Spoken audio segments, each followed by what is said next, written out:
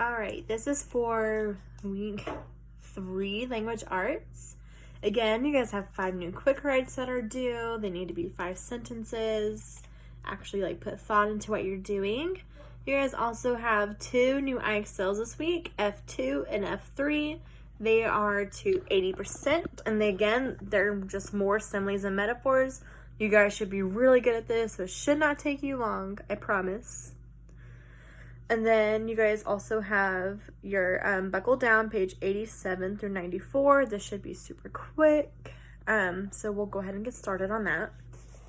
So page 87, lesson 6, plot, character, and setting. Many elements make up a story. The 3 main elements are plot, character, and setting. The plot is a series of events in the story, so what happens? The characters are the people or animals in a story. And setting is the location and time in which the story takes place, so when and where the story takes place. As you read, you need to fully understand these elements. There may be more than one setting in a story, and there may often be more than one character. A story must also have more than one plot. There may be a plot developing at the same time as a subplot, so a subplot is just another plot. As you read, learn to compare and contrast characters with each other. Learn to notice how setting changes throughout a story. Setting. Tip 1. Use details from the story to figure out the setting. So remember, it's when and where the story takes place. Sometimes the setting is stated directly in the story, as in this example. It was a hot summer in early 1940s. The Stevens house was nestled in rolling green hills that overlooked an ocean. So it was a hot summer. Sometimes, however, the author does not say directly what the setting is. When this happens, you have to figure out the setting from clues in the story. There may be different settings for different parts of the plot. Read the following paragraph and then answer the questions that follow. It was summertime, and all the lawns in the neighborhood had just been mowed. The sky was blue, and smoke reached into the sky from the neighbor's barbecue. On days like these, Jamie could jump rope in the backyard for hours. What is the setting of the story, and how do you know? So if it hadn't had said summertime at a house, there were still clues that you could have picked up on to let you know. Like blue skies and the smoke reached to the sky for the neighbor's barbecue. Typically, barbecues happen during the summertime. And it also talks about how Jamie was jumping rope. And again, a lot of kids are outside during the summertime. Characters in conflict on page 88. Tip 2. Identify the story's protagonist and antagonist. So protagonist is good guy. We're pro the protagonist, and antagonist, so we're anti the anti-antagonist, the bad guy. As you've noticed from reading fiction, stories often have more than one character. The protagonist is the main character that the author focuses on. Suppose you pick up a novel and read the summary on the back. This is a story of Nala and her adventures as she runs for class president. Just from the sentence, you know that Nala is the protagonist and that the story will focus on her as she faces the challenges of a school election. Next, you read Nala's opponent in the election is a boy named Cam, easily the most popular kid in school. This tells you that Cam is the antagonist, or the character who stands in the way of the protagonist achieving his or her goals. Character traits and motives. Tip 3. Think about what characters are like and why they act as they do. Character traits are all the qualities that make up a character's personality. For example, the following sentence shows a character trait. Sally's backpack was overflowing with wrinkled bunches of papers, candy wrappers, and broken pencils. This sentence shows the messiness of one of the girl's traits.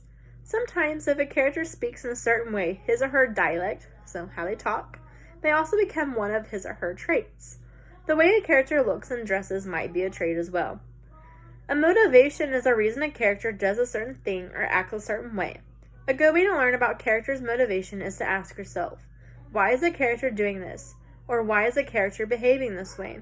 If you can recognize both traits and motivations, you will have a good understanding of the characters in a story. So on the top of page 89. says, think about the characters as you read this passage, then answer the questions that follow. So I'm going to be honest with you guys. I don't really like this passage or the questions with it. So I'm just going to read it and we'll get through it. This is an excerpt from Treasure Island by Robert Louis Stevenson. The captain whipped out of sight in a moment, leaving Long John Silver to arrange the party. It was as plain as day. Silver was the captain, and mighty rebellious crew he had. The honest hands, and there were some, must have been very stupid fellows. At last, however, the party was made up. 6 fellows were to stay on board, and the remaining 13, including Silver, began to embark. Then it was that there came into my head the first of the mad notion that contributed so much to saving our lives. It occurred to me at once to go ashore in a jiffy. In a jiffy, I had slipped over the side and curled up on the bow of the nearest boat, and almost at the same moment she shoved off. No one took notice of me, only the bow oar saying, "Is that you, Jim? Keep your head down."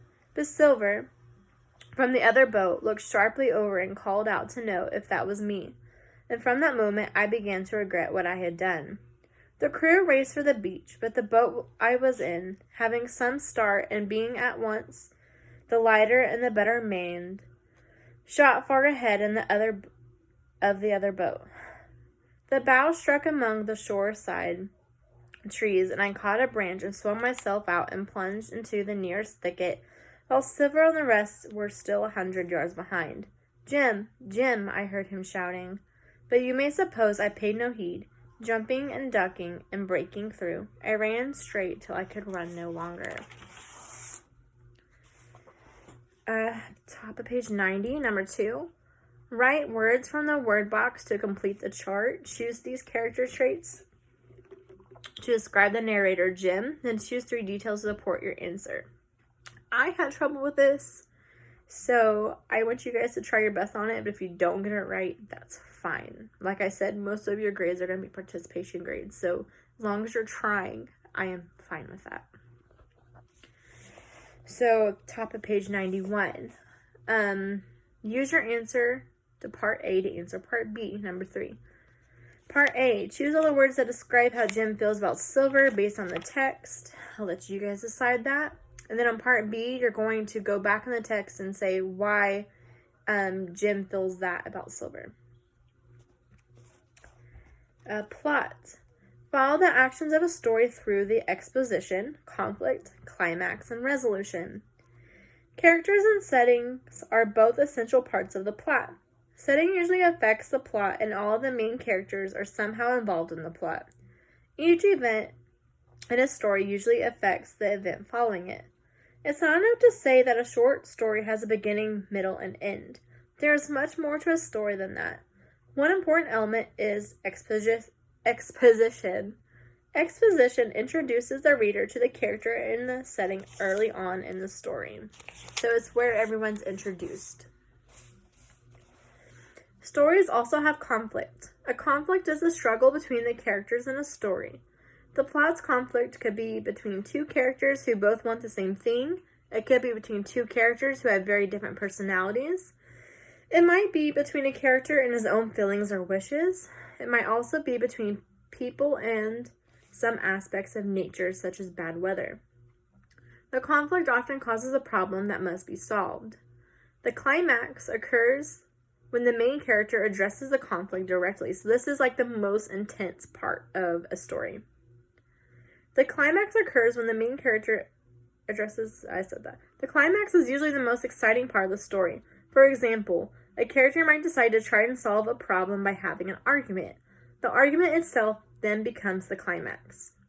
The resolution is the solving of the story's problem. For instance, if there were a fight in the story, the resolution would tell the reader the outcome of the fight. Read the passage and answer the questions. Olivia had been looking forward to the concert for months. Her favorite violinist was playing at the orchestra hall. However, she needed a nice outfit. Her best friend Haley helped her repair an old dress. Haley was always doing nice things for Olivia. Olivia couldn't wait to show off the dress. Hours before the concert, however, Olivia remembered that she was supposed to clean out the garage before she could leave. She promised earlier that she would always keep her promises. When Olivia lifted up an old pile of newspapers, she saw a wooden box. She picked up the box and noticed some strange scribbles on the lid. They looked like they were from some kind of alphabet, but not one she had seen before. It looks like it might be a combination of Chinese and hieroglyphics. Hieroglyphics are the writing that Egyptians used. As Olivia rubbed the dust and grime off the lid, the box rumbled and the lid flew open. Olivia dropped the box and stood in amazement as a genie appeared before her.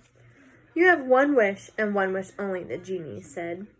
Olivia smiled. Number 4. What is the conflict of the story? So remember, the conflict is the struggle the character goes through. So what conflict did Olivia go through? Number 5, what do Haley and the genie have in common? So what are some common aspects? Okay, top of page 93, directions. This page is a novel written in 1854 by famous British author Charles Dickens. Read the passage and answer number 1 through 5. Hard Times by Charles Dickens. Now, what I really want is facts. Teach these boys and girls nothing but facts. Facts are the only thing anyone wants in life. Only facts will be useful for all people. This is the principle I use to bring up my own children. I will use the same principles to bring up these children. Sir, stick to the facts. As the scene was in a plain, bare, and boring schoolroom, the speaker had a big square forefinger. As he spoke, his finger waved in the air as if to bring emphasis to every sentence. The emphasis was helped by the speaker's squared wall of a forehead. His eyebrows made the base of the wall. His eyes were deep in his head, like 2 dark caves. The emphasis was helped by the speaker's mouth, wide, thin, and hard set. The emphasis was helped by the speaker's hair that bristled on the edges of his bald head. The speaker wore a square coat and he stood on a square leg. Lastly, he wore a big tie that looked like it wanted to take him by the throat and make him gasp, so to choke him. The speaker's presence made his speech sound more serious. In this life, we want nothing but facts, sir, nothing but facts. The speaker, the schoolmaster, and another adult stepped back. They looked at the children. To the speaker, the children looked like empty containers ready to be filled with facts. So the speaker can best be described as, the speaker is the guy that keeps talking about stick with the facts, stick with the facts. Number 2, which sentence from the message best helps you identify the setting? So what words in there told you the setting? So you hear the speaker talking, and then it says the scene. So look for where it says the scene, and that will tell you the answer to that. Number 3, the conflict in the story is between. So who's the conflict between? What will most likely be the resolution? So it doesn't tell you what the resolution is, but by this person's speech, what do you think it's going to be? And then number 5, what is one difference between the schoolmaster and the student? So it was describing the schoolmaster. And so based on him and the students, based on what you know as students, tell the difference between that. And that is all for week 3.